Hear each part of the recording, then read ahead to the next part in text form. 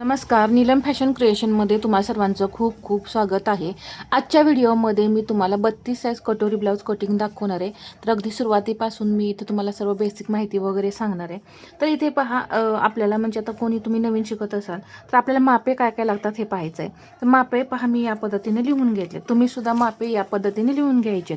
तर तुम्हाला ब्लाऊजवरून मापे घ्यायची असतील तर ती कशा पद्धतीने घ्यायची असतात याचे व्हिडिओ आपल्या चॅनेलवर आहेत, तुम्ही पाहू शकता. किंवा जर तसं तुम्हाला मापे ब्लाऊजवरून कशी घ्यायची हे पाहायचं असेल तर तसं मला तुम्ही कमेंटमध्ये सांगा.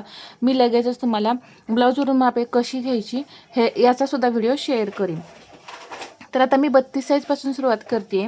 तर मापे पहा, या इथे मी काय घेतलेली आहेत. उंची घेतलेली आहे, छाती घेतलेली आहे, कंबर, पुढचा गळा किती ठेवायचा आहे, मागची गळापट्टी.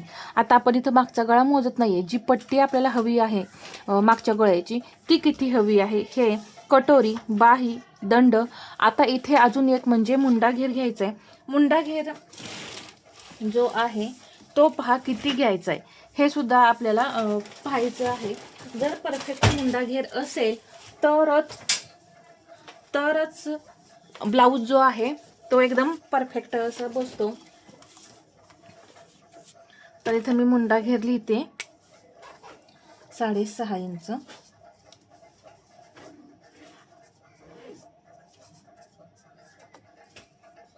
तर पहा, मुंडा घेर पाहिजे आपल्याला, कारण त्यावरून मुंडा टाईट लूज होतो.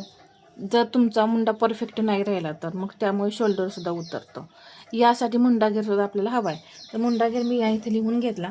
आता आपण ब्लाऊज कटिंग करताना सर्वात पहिल्यांदा काय घेतो तर उंची. तर इथे मी उंची घेणार आहे. तुम्ही सुद्धा या पद्धतीने पेपरवरती उंची घ्या. आता उंची प्लस 1 इंच आपण घेणार आहे. जे नवीन शिकतायत ना त्यांच्यासाठी पहा, पूर्ण डिटेलमध्ये मी सांगते. आता या इथे आपण नेहमी उंची प्लस काय करतो 1 इंच. 13 प्लस 1 किती झाले 14. पहा इथे आले 14 इंच. इथं मी उंचीचं मार्किंग करून घेते. आता पहा, जे कोणी नवीन असतं त्यांना कळत नाही शोल्डर किती घ्यायचं. तर पहा, तुम्ही जेव्हा 10 इंचापर्यंत गळे कटिंग करता त्यावेळेस तुम्ही सरळ सरळ इथे 5 इंच शोल्डर घ्या. आता इथे शोल्डर फॉर्म्युला, मुंडा फॉर्म्युला बरेच काही असतं. तर ते मी आता तुम्हाला लगेच नाही सांगणार, कारण लगेच तुम्हाला ते समजणार नाही. तर सर्वात पहिल्यांदा हे घ्या. या पद्धतीने तुम्ही कटिंग करा. जेव्हा तुम्हाला 11-12 इंच गळा डीप कटिंग करायचं असेल ती मेथड मी तुम्हाला नंतर सांगेन. इथे 10 इंचाच्या गळ्यापर्यंत तुम्ही 5 इंच शोल्डर घेऊ शकता. तर मी 5 इंच घेणार आहे. बाकीचं जे काही फॉर्म्युला आहेत ते समजून घेण्यापेक्षा तर मी तर सांगते तुम्हाला, जर तुम्हाला 11 आणि 12 इंच गळा कटिंग करायचा असेल तर यातून तुम्ही अर्धा इंच सरळ सरळ कमी करायचं, 4.5 इंच शोल्डर घ्यायचं. असं तुम्ही करू शकता. एकदम सिंपल फॉर्म्युला आहे. आता इथे मी 5 इंच शोल्डर घेतलं. अजून एकदा याच पद्धतीने 5 इंचावरती मार्किंग करून घ्यायचं आणि 5.25 इंच इथे मी मुंड्याची उंची घेणार आहे. किती घेतली इथं मी 5.25 इंच. हे माप आपल्याला लागणार आहेत, त्यामुळे ती कटिंग करताना कधी समोरच माप आपल्याला ठेवायची. 5.25 इंच 5.2 आणि शोल्डर घेतलंय मी 5 इंच. इथून आता मी सरळ लाईन ओढली आणि चेस्टचा चौथा भाग. आता या इथे चेस्ट आपली किती आहे 32, त्याचा चौथा भाग किती येतो 8. तर इथे मी हे 8 इंचावरती मार्किंग करून घेतलं आणि हे पुढे 1.5 इंच मार्जिन. तर इथून इथं घेतलेलं आहे 8 इंच आणि हे पुढे 1.5 इंच मार्जिन. आता इथे कमरेचा चौथा भाग टाकायचा आहे. आपली कंबर किती आहे 26, तर त्याचा चौथा भाग किती होतो 6.5. ठीक आहे. आता या इथे मी 6.5 इंचावरती मार्किंग करून घेतलं. परंतु आता आपण पाठीमागील भागामध्ये काय करतो टक्स देतो, त्यासाठी 1 इंच घ्यायचं आणि याच्या पुढे हे 1.5 इंच मार्जिन, जे आपलं आतमध्ये मार्जिन जातं ते, हे आता जोडून घ्यायचं.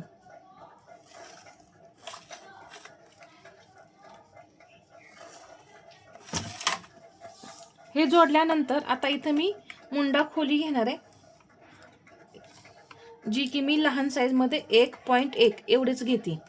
आता पहा 1.1 सांगितल्यानंतर मला कमेंट आली होती 1.1 म्हणजे काय, तर 1.25 इंच म्हणजे आपलं 1 इंच आणि वरती 2 लाईन म्हणजे 1.25 इंच म्हणजे किती 1.2 म्हणजे 1.25 इंच. याला आपण काय म्हणणार 1.2 किंवा 1.25 इंच किंवा 1 इंच आणि 2 लाईन असं म्हणणार. तर 1.1 म्हणजे 1 इंच आणि वरती ही एक लाईन म्हणजे 1.1 हे लक्षात घ्या. मग मी असं सुद्धा म्हणू शकते 1 इंच आणि वरती 1 पॉईंट, त्यापेक्षा मला 1.1 म्हणणं सोपं जातं. तर इथे याचा सेंटर केलेला आहे. सेंटर केल्यानंतर सरळ 1.25 इंच यायचं आणि पहा असे आतल्या आत आकार द्यायचे, असे बाहेरून खूप आकार नाही द्यायचे. तर पहा इथे मी अशा पद्धतीने आकार दिले. आता इथं हा पॉईंट जो आहे तो थोडासा मग मला कमी करावा लागलाय. तर पूर्ण किती येत आहे 1 इंच येते. तर ठीक आहे 1 इंच तर 1 इंच आपण ते ठेवायचं आहे. आकार आपला व्यवस्थित असा खोल इथून असा गोल आला पाहिजे हे लक्षात ठेवायचं आहे. कधीही जर आकार असा बाहेरून आणि मुंड्याचा आकार असा उथळ वाटला ना तर मुंड्यामध्ये नक्की तुमच्या घोळ येणार.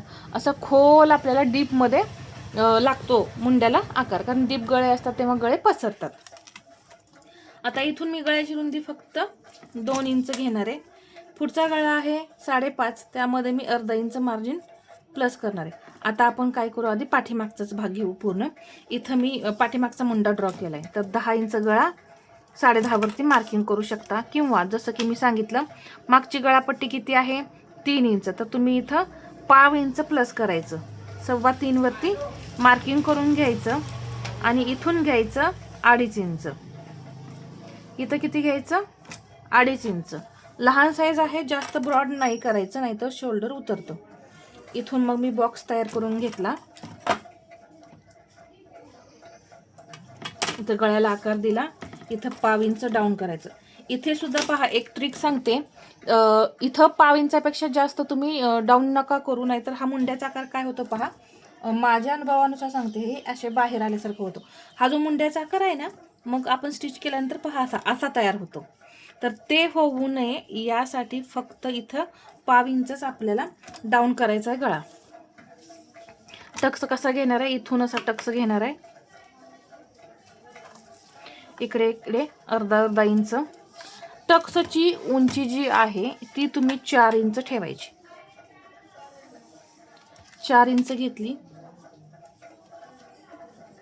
इथून अशा पद्धतीने टक्स इथे अर्धा इंच 0.5 अर्धा इंच घेतलं वरती आणि अशी तिरकी लाईन ओढली. तर इथं हे का मी अर्धा इंच वरती घेतलं, हा जो टक्स आहे तो स्टिच केल्यानंतर हा कपडा जो आहे तो खाली सरकतो, यासाठी आपल्याला तिथून हे अर्धा इंच जे आहे ते कटिंग करून काढावं लागतं. आता हा झाला आपला पूर्ण बॅक पार्ट. फ्रंट पार्ट आता आपण कटिंग करून घेऊया. तर इथे 1/2 इंच मी आतमध्ये येणार आहे, फक्त 1/2 इंच. एक तिरकी लाईन ओढून घेतली आणि इथून घेणार आहे मी 1/2 इंच. पहा इथे 1/2 इंच कुठं आला आणि या पद्धतीने आकार द्यायचे. आकार दिल्यानंतर आता हे पाठीमागचं जे आहे ते आपण रब करून घेऊ. आता पुढच्या भागाला आपल्याला हे सरळ लागणार आहे.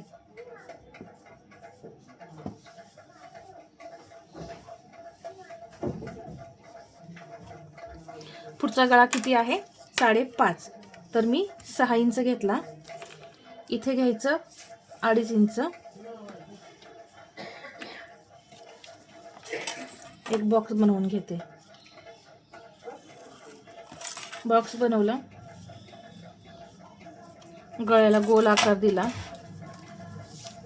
क्रॉस पट्टी घेणार आहे मी 2.5 इंच, इकडे 2.5 इंच, इकडे 2.5 इंच, 2.5 इंच घेतलेला आहे.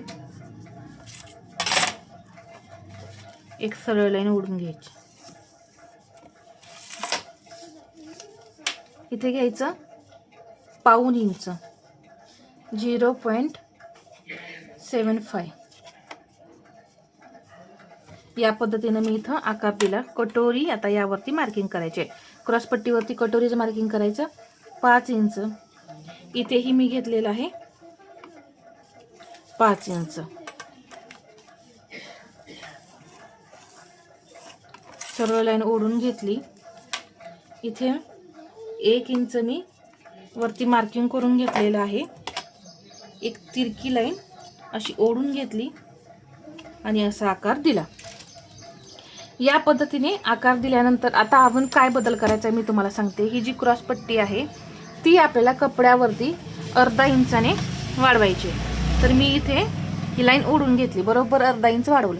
आता अजून एक लक्षात घ्या, आपण हा बॅक पार्ट काय केला असा अर्धा इंच इकडे तिरका कट केलेला, तर ते अर्धा इंच आपल्याला आता इथे कट करायचं आहे. तर पहा इथे हे अर्धा इंच मार्किंग करून घ्यायचं.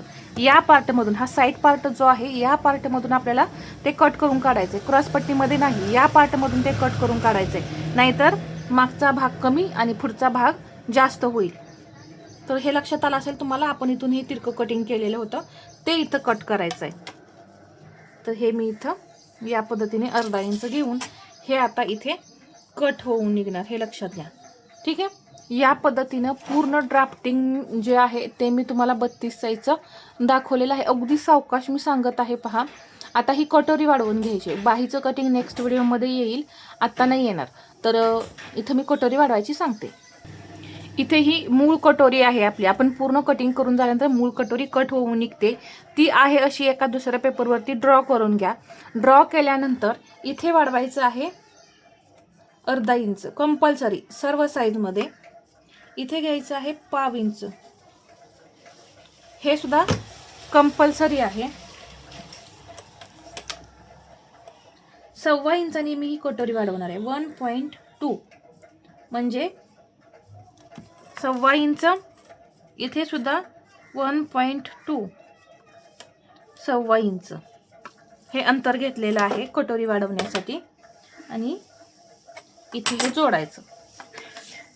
हे जोडल्यानंतर किती पहा 4.25 इंच आहे, तर हे सुद्धा 4.25 इंच आलं पाहिजे. तर इथं पॉईंट येतोय. आल्यानंतर हा अगदी हलक्या हाताने आपल्याला कटोरी वाढवायची. पहा इथं मी ही कटोरी वाढवली. कटोरी वाढवल्यानंतर हे जे काही वाढवलेलं आहे आपण त्याचं सेंटर करून घ्यायचं. या इथे सेंटर आला, इथून खाली घ्यायचं 1.25 इंच. इथे अर्धा इंच वरती जायचं. हे असं जोडून घेतलं. आता हा पॉईंट इकडे जोडून घ्यायचा. आता इथे मी टक्स कसा द्यायचा हे सांगते. 1.5 इंच टक्स द्यायचा आहे. 1.25 इंचाने वाढवले तर 1.5 इंच आपल्याला टक्स द्यायचा आहे. इकडे 1.5 इंच आणि असा उंचीला 2.5 इंच घ्यायचा आणि हा टक्स असा द्यायचा आहे. तर आपली कटोरी किती होती मूळ 5 इंचाची. आपण मूळ कटोरी 5 इंचाची काढली आहे, तर त्याचा सेंटर केल्यानंतर किती होतं, त्याचा निम्मा 2.5. इकडे 2.5 आणि इकडेही 2.5. तर बरोबर पहा इथं हे शिलाई मार्जिन राहिले आणि इकडे हे शिलाई मार्जिन शिल्लक आहे. म्हणजे आपण जी कटोरी काढलेली आहे ती परफेक्ट आहे. यानंतर मी तुम्हाला बाही कटिंगचा व्हिडिओ दाखवीन. मुंडा मोजून कसं आपलं बाहीचं कटिंग करायचं आहे हे शिकवणार आहे.